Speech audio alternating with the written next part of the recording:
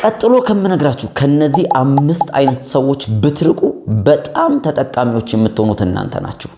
ማለትም በህይወታችሁ የመጡ ሰዎች ሁሉ አብረዋችሁ መቀጠል አለባቸው ማለት አይደለም። አንዳንድ ሰዎች ደግሞ ሲዝናል ናቸው። በሆነ ጊዜ ወደ እናንተ ህይወት መምጣታቸው በጣም አስፈላጊ ነው። ከሆነ ጊዜ በኋላ ግን ከነዛ ሰዎች መለየታችሁ በጣም አስፈላጊ ነው። ታዲያ እነዚህን 5 አይነት ሰዎች እነግራችኋለሁ።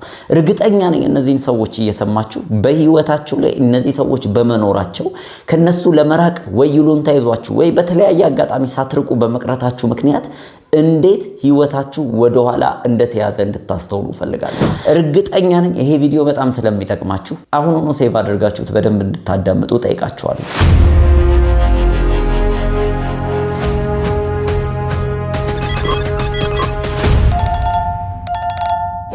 በህይወታችን ውስጥ ልዩነትና ለውጥ የሚመጣው የሆነን ነገር በማድረግ ብቻ ሳይሆን የሆነን ነገር ደግሞ ባለማድረግ ነው። ለምሳሌ መዝሙር ዳዊት ምዕራፍ 1 ላይ ተዝ ይላችኋል ምን እንደሚል ምስጉን ነው ይልና በክፉዎች ምክር ያልሄደ። ምን ማለት ነው? መልካም ምክርን ማድረግ ብቻ ደግሞ ሳይሆን ከክፉዎች ምክር ጋር አለመተባበር ወይም ከነዚህ ክፉ ከተባሉ ሰዎች ምክር መራቅም አንዱ ዲሲፕሊን ህይወታችሁን የሚቀይር ነገር ነው። በኃጢአተኞች መንገድ ያልቆመ ኃጢአተኞች የሚባሉ ደግሞ አሉ፣ መንገድ አላቸው። በእነሱ መንገድ አለመተባበር ከነሱ መንገድ ጋር አለመሄድም ምስጉን የሚያስብል ነው።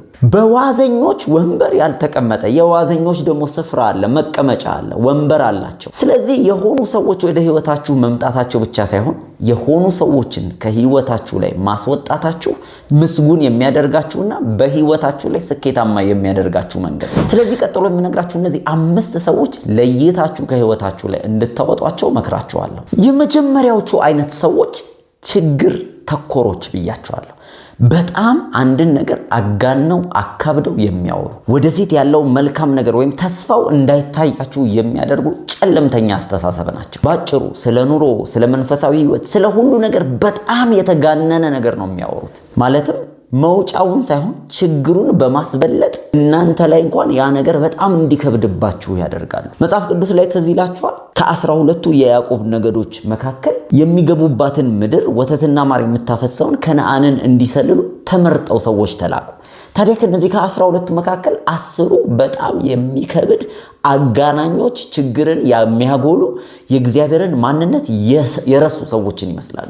ወዲያውኑ ወደ እስራኤል ህዝቦች ሰልለው ስለመጡት ምድር ሪፖርት ሲያቀርቡ ምንድን ነው ያሉት? በቃ ምድሪቷ ጥሩ ነች፣ ግን በዛ ምድር ላይ የሚኖሩ ሰዎች የኤናቅ ልጆች ናቸው፣ ይውጡናል፣ ይገሉናል፣ ተስፋ የለን፣ በፊታቸው እንደ አንበጣንን ብለው ነው ያሰቡት። ሁል ጊዜ ከእግዚአብሔር ይልቅ ከእምነት ይልቅ ችግርን የሚያጎሉ ሰዎች፣ በጣም የሚያጋንኑ ሰዎች፣ ነገሩ እንደማይሆን የሚነግሯችሁ ሰዎች ካሉ ወደፊት እንዳትሄዱ ዲሌ ያደርጓቸዋል፣ ያዘገዩአቸዋል። ገና በእግዚአብሔር ላይ ያላቸው እምነት የወደቀ ስለሆነ እናንተም በእነሱ አይነት አካሄድ እንድትተባበሩ ያደርጋሉ። በተመሳሳይ መልኩ ደግሞ ደፋሮችና በእግዚአብሔር ላይ የሚታመኑ ሰዎች ጋር ስትቀርቡ ነገሮችን የማድረግ ድፍረት ውስጣችሁ ይገባል። ወደፊት የመሄድ ድፍረት ውስጣችሁ ይገባል። እንደሚቻል ማመን ትጀምራላችሁ። ስለዚህ እግዚአብሔር እንደዚህ አይነት ደፋር ሰዎችን ወደ ህይወታችሁ እንዲያመጣ መጸለይ ያለባችሁ። በተመሳሳይ መልኩ ደግሞ በየቀኑ ችግርን የሚያጎሉ ውስጣችሁ ፍርሃትን የሚሞሉ ሰዎችን መለየት መቻል አለባችሁ። እግዚአብሔር ለዛ ነው ዕለት ዕለት ሰዎችን ባገኘ ቁጥር አትፍሩ የሚል ኢንከሬጅመንት የሚሰጠው። ስለዚህ ከዛ ሰው ጋር ስትሉ ኢንከሬጅ ነው ዲስከሬጅ ነው የምትሆኑት። በዚህ መለየት ትችላላችሁ። ሁለተኛው ሰዎች ራስ ወዳድ ሰዎች ብያቸዋለሁ። እነዚህ በጣም አደገኛ ሰዎች ናቸው። እነዚህ ሰዎች የምትለዩቸው ምክንያት ወደ እናንተ የሚጠጉት አንዳች ጉዳይ ውስጥ ሲሆኑ፣ የሆነ ነገር ሲያስፈልጋቸው፣ ከእናንተ የሚያገኙትን ነገር አውቀው ተለሳልሰው የሚመጡ ሰዎች ናቸው። ከዛ ውጪ ስለእናንተ ምንም ግድ የማይሰጣቸው፣ በችግራችሁ ጊዜ፣ በመከራችሁ ጊዜ፣ በሚያስፈልጋችሁ ጊዜ የማይገኙ አስተያየት ብቻ ከሩቅ ሆነው የሚሰጡ፣ ነገር ግን እነሱ አንድ ጉዳይ ሲያስፈልጋቸው ተረባርበው ወደ እናንተ የሚመጡ፣ ደግሞ ትንሽዬ ቸልተኝነት በእናንተ ዘንድ ከታየ አጋነው ነገሩን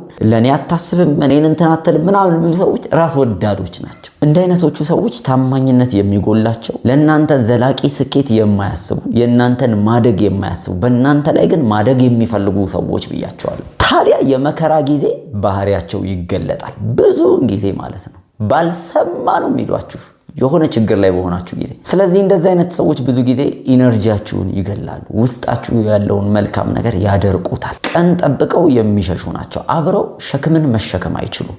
በራእያችሁ ጉዞ ላይ የማይጠቅሟችሁ ናቸው። ስለዚህ እነዚህን ሰዎች ጓደኛ አታድርጓቸው።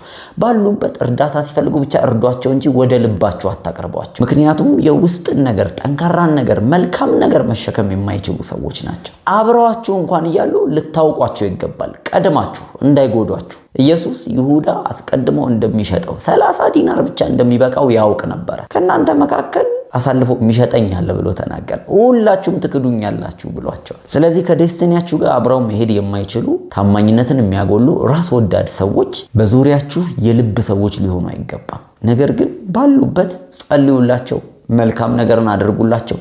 ከዛ ውጪ ግን ልብ አይሰጥም ለእንደዚህ አይነት ሰው። የራእያችሁንም በርደን ሼር እንዳታረጉ፣ የውስጥ ነገራችሁን አታጋሯቸው። ምንም አይጠቅምም። ግን ምናልባት አንዳንድ ጊዜ ሰው ሊለወጥ ይችላልና ጊዜ ትንሽ ሰጧቸው፣ መለወጥ የሚችሉ ከሆነ።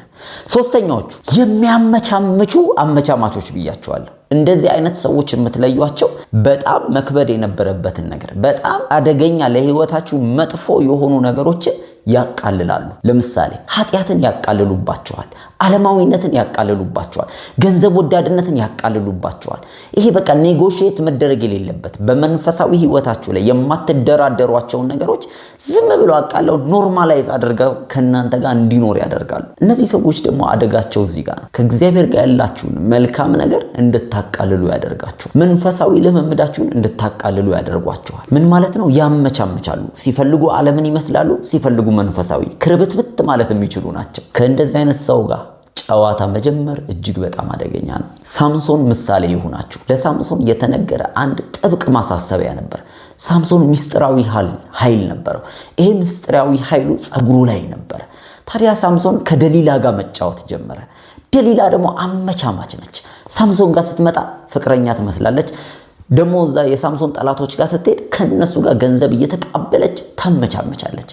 እንዲህ አይነት ሰው ጋር ሚስጥርህን እያወራ የምትጫወት ከሆነ አንተ ጋር ያለውን መልካም ነገር፣ በፀጉር ላይ ያለውን ኃይልህን ያስመደምድልሃል። ደሊላ ልክ በሳምሶን ላይ ያለውን ከፍ ያለ ነገር ባወቀች ጊዜ ወዲያውኑ እንዴት እንዳስመደመደችው ታያላችሁ። ስለዚህ የከበረ ነገራችሁን አስጠብቁ። በተለይ ከእንደዚህ አይነት ሰዎች ጋር ሁለት ዓለም ላይ ከሚጫወቱ፣ ዓለማዊም መንፈሳዊም ለመሆን ከሚሞክሩ፣ ኃጢአትንም እየተለማመዱ ምንም ሳይመስላቸው ደግሞ መንፈሳዊነትንም እየተለማመዱ ምንም ሳይመስላቸው እናንተ ጋም ተመሳሳይ ነገር እንዳይጋባባችሁ፣ ኃጢአት እየቀለላችሁ እንዳይሄድ። ማንን ትመስላላችሁ ከተባለ ብዙ ጊዜ አብራችሁት የምትሉትን ልባችሁን የሰጣችሁት ጓደኛችሁን ነው የምትመስሉት። ሐዋርያው ጳውሎስ ለዛ ነው አትሳቱ፣ ክፉ ባልንጀርነት መልካሙን አመል ያበላሻላል። ስለዚህ እናንተ ጋር ያለው መልካም ነገር፣ ቅንነት፣ እግዚአብሔርን መፍራት በእንደዚህ አይነት አመቻማች ሰዎች እንዳይወሰዱ ከሆናችሁ ጓደኛ የልብ ካደረጋችሁ ቆፍጠን ያሉ ቆራጦች፣ ለመንፈሳዊ ነገር የወሰኑ ሰዎች ይሁኑ። በሁለት ቢላ የማይለሱ ነው የማይበሉ የሚባለው ብቻ ተረድታችሁኛል። አራተኛው ደግሞ መልካም ሰዎች ናቸው፣ ግን በቃ ጊዜያቸው ያበቃ፣ ከእናንተ ጋር መሆን ጊዜያቸው ያበቃ። ምን ማለት ነው? በጣም የተለማመዷችሁ፣ በእናንተ ማመን ያቆሙ ፋሚሊየር የሆኑ ሰዎች። ዋው! እንደነዚህ አይነት ሰዎች ጋር ውስጣችሁ አያድግም ማለት መንፈሳዊ ጥንካሬያችሁ እየጎለበተ አይሄድም። ይልቁንስ እየተቆረቆሳችሁ፣ እየዶሎዶማችሁ፣ እየተዳከማችሁ ትሄዳላችሁ። ለምን ሲባል የምትሉት ነገር ስፍራቸው በቃ ለነሱ ያለው ቦታ ቀሏል። በውስጣቸው በልባቸው ላይ ኖርማል ሆናቸዋል፣ ቀላቸዋል። በእናንተ ማመን አቁመዋል። ምክሮቻችሁን ብዙ አይቀበሉም። ተግሳጾቻችሁ ምንም። ይሄ እኩያ የተለካኩ ሰዎች ማለት ነው። ምን ማለት ነው? ይሄ በመሐከላችሁ ያለው መከባበር፣ በመሐከላችሁ ያለው መዋደድ በጣም በቃ ጊዜው አለቀበት፣ ኤክስፓየር አድርጓል ማለት ነው። ስለዚህ እንደዚህ አይነት ሰዎችን ዘወር ብትሉ፣ የተሻለ የሚያምኑባችሁ፣ ከእናንተ ጋር መቀጠል የሚችሉ፣ ራእያችሁን መሸከም የሚችሉ ሰዎች ጋር ብትሄዱ የተሻለ ታተርፋላችሁ። ቆንጆ ምሳሌ መጽሐፍ ቅዱስ ላይ ያለው ሎጥ ነው። ሎጥ ከአብርሃም ጋር ዲሳይድ አድርጎ ከዛ ቤት አብርሃም ይዞት የወጣ ሰው ነው። ጥሩ ሰው ነው ሎጥ፣ ምንም ጥፋት የለበትም። ከአብርሃም ብዙ መማር የቻለ ሰው፣ አብርሃምን የተከተለ ሰው ነው። ነገር ግን የሆነ ጊዜ ሲዝኑ አበቃ። እንዳበቃ ሲዝኑ እንዴት ነው የምታውቁት? የሎጥ እረኞችና የአብርሃም እረኞች መጣላት ጀመሩ ይላል። በዚህ ሰዓት ሎጥ ሲሪየስ ቢሆን ኖሮ፣ ለአብርሃም ያለው ዋጋ ባይቀንስ ኖሮ እረኞቹን ጠርቶ መቆጣት መቅጣት ነበረበት። ምክንያቱም አብርሃም ማለት ለሎጥ በጣም ወሳኝ ሰው ነው። እንደዚህ አይነት የከበረን ሰው እንዴት እንደቀል እኩል ተለካክቶ የሱ እረኞች ሲጣሉ ዝም ይላል? ስለዚህ የሱን የቤቱን ሰዎች ማስተካከል ስፍራ መያዝ ሲገባው ጭራሽ ቦታ ተለካክቶ ተለያይቶ ወደ ተሻለው ምድር መርጦ ሄደ። ልክ ነው። እንዲህ አይነት ሰዎች ግዴታ ከነሱ ጋር ቁጭ ማለት የለባችሁም። ግዴታ ጓደኝነታችሁን በቃ እምጭቅ ስንት ዓመት ጓደኛዬ ምናምን ማለት የለባችሁም። ትክክለኛ ሰዓት ይመጣል። በቃ ልክ የማይሆን በጣም የምትለካኩበት ጊዜ ይመጣል። በዚህ ሰዓት አብረዋችሁ መሆናቸው የበለጠ አይጠቅማችሁም። ይልቁንስ ለጥል ለጠብ በቃ በየቀኑ ለሚመጡ መሰናክሎች ትዳረጋላችሁ። ያ እናንተንም አያሳድግም እነሱንም አያሳድግም። ስለዚህ ሲዝኑ ምን ማለት ነው? ከነዚህ ሰዎች ጋር የልብ ነገራችሁን ትንሽ ላላ ማድረግ መራራቅ። በቃ ይሄ ማለት ግን እነዚህን ሁሉ ስጠቅስላችሁ አራቱንም ነጥቦች መጣላት፣ መለያየት ምናምን የሚለውን እያልኳለም መራቅ፣ ከነዚህ ሰዎች ጋር የልብነት ጓደኝነትን መቀነስ ለማለት ፈልጌ ነው። ደግሞ በኋላ ወደ ጥላቻ አምረታችሁ ያላልኩትን እንዳታደርጉ እና አንዳንድ ጊዜ እግዚአብሔር ሰበብ ፈልጎ ከነዚህ ሰዎች ሊለያችሁ ይሞክራል። እመኑኝ፣ ለሁሉ ነገር ጊዜ ስላለው ጊዜ ስጡት። በጣም እንደምትጠቀሙት ያላችሁ የተሻለ እይታ እንዲኖራችሁ አይናችሁ ይከፈታል። አምስተኛውና የመጨረሻው በጣም ግን ወሳኙ ይሄ ነው። ተቺ ሰዎች ወይም ደግሞ ነገርን የሚያራክሱ ሰዎች። መልካም ነገር ጀምራችኋል፣ ትልቅ ነገር መሆን የሚችል ነው፣ ያራክሱባችኋል። ጥሩ ነገር ትነግሯቸዋላችሁ፣ አሪፍ ነገር ታወሯቸው፣ ያራክሱባችኋል። እናንተ ልታስቡት ልታቅዱት ያለው ነገር በሙሉ በማቃለል በማራከስ የታወቁ ናቸው። እነዚህ ምንም ጥያቄ የሚያስፈልገው በቀላሉ ተለምዷቸዋላችሁ፣ ባህሪያቸው ግልጽ ስለሆነ ማለት ነው። ልክ እንደ ጦቢያና ሰንበላጥ ነህምያ የጀመረውን ስራ ሲያቃልሉና ሲያራክሱ ያየናቸው ሰዎች ናቸው። ወደዚህ አቅጣጫ እያመሩ ያሉ ሰዎች ክሪቲካል የሚባሉ ይሄ በቃ የሚተቹ ሁሉን ነገር ምንድነው ኔጌቲቭን የሚያወጡ ሰዎች ካያችሁ አይጠቅሟችሁም፣ አያበረቷችሁም። ውስጣችሁ ያለ መልካም ነገር እንኳን ካለ እናንተ ማብራችሁ ታራክሱታላችሁ፣ ታቀሉታላችሁ። እስቲ ከነዚህ መካከል የትኛውን ነው እናንተ ያገኛችሁት በማወራበት ወቅት የተሰማችሁ? እርግጠኛ ነኝ ጊዜ ሳትወስዱ ከነዚህ ሰዎች ለመለየት ውሳኔ እንደምታደርጉ። የጠቀማችሁ ነገር ካለ አስተያየት መስጫ ላይ አስቀምጡልኝ። በሌላ ቪዲዮ እንገናኝ። መልካም ጊዜ።